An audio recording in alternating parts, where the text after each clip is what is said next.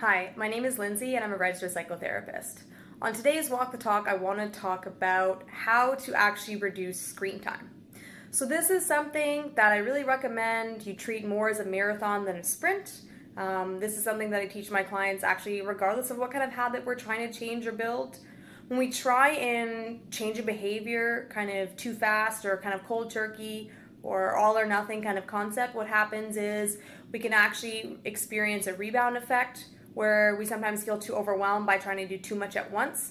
So we really want to start slow and take our time with making these changes, especially because technology is such a critical and massive part of all of our lives.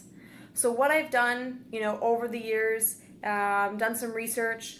The book that I highly recommend is called Digital Detox by Cal Newport. You can also check out his blog if you don't want to go for a full read. I know, with the way that we process information these days, that short and sweet is usually preferred. So definitely check out his blogs. But in terms of what I find helpful here is you want to start off by taking an assessment and really thinking about, first of all, how much time am I spending, on my phone or on my computer throughout the day. Most phones these days, smartphones, have some kind of digital well-being or some kind of timer where you can check how much time you're spending on that app or on your apps in general and on your phone.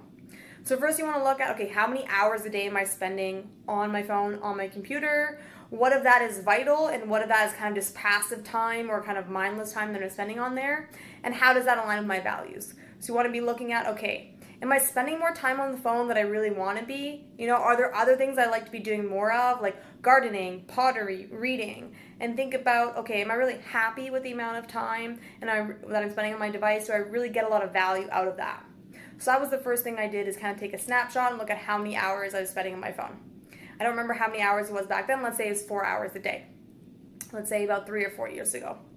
From here, I decided that, there's more things that I want to be doing with my time than, mindlessly scrolling on Instagram and just looking at all these accounts that actually just make me feel worse about my body and make me, have more FOMO than necessary. So what you can try here is actually set up app timers. I know Google and Apple phones have this where you can set up a specific amount of time where you limit yourselves for certain apps. I have this now for LinkedIn. I had this originally for Instagram. And what I did is started off by, doing small intervals of the amount of time, that I'm spending on each app and how I'm reducing that. So let's say I spend 4 hours a day on Instagram.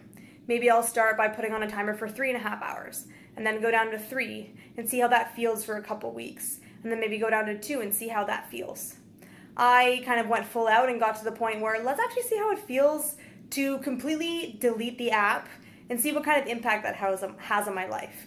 Am I missing out on connecting with friends? Do I actually feel better about my body image? And does my anxiety level and stress level go down? Do I have more time to do activities that I previously felt like I was missing out on? What I discovered with my own experience with Instagram is that I actually wasn't missing out on anything by not having it on my phone. And so I still have my account, but I actually no longer have it on my phone.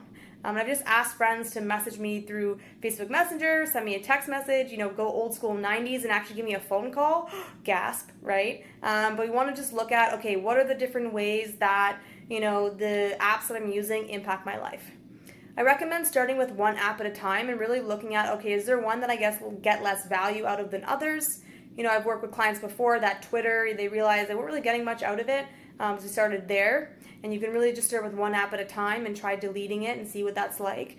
And then assess whether or not you want to reintegrate that into your life. You can do this, get to a point where you're putting screen timers or app timers on all of the apps. So this is something that I have for Facebook, LinkedIn, and Snapchat. So I have limits there to just kind of curb my enthusiasm when it comes to screen time. Another thing you can do too is if you find that you get a lot of notifications that distract you throughout your workday and you have trouble focusing, just try setting a do not disturb mode during your work hours so that you're still going to get the content, you're still going to get those notifications, but it's once you're done work. So it'll actually help you to focus better throughout the day. This is one thing that I've tried out, but I do tend to check my emails on my phone, so this didn't really work for me, but I know this can be helpful for a lot of other people. So this is not a path that I chose and that I actually just figured out through experimenting, but it's something that I recommend you try. Another thing that you can do is to set a do not disturb throughout the day And then also to just set on my phone, on Google, there is a bedtime mode. So it actually limits me from using all of the apps except for texting and phone. So, if I'm sleeping, I want to be able to still have phone calls coming through. So I have that as well. Start small. Start off with trying this out a few days a week. See how that feels. Even starting off with 1 day a week and then going to 2 and 3 and 4 to just make small readjustments at a time.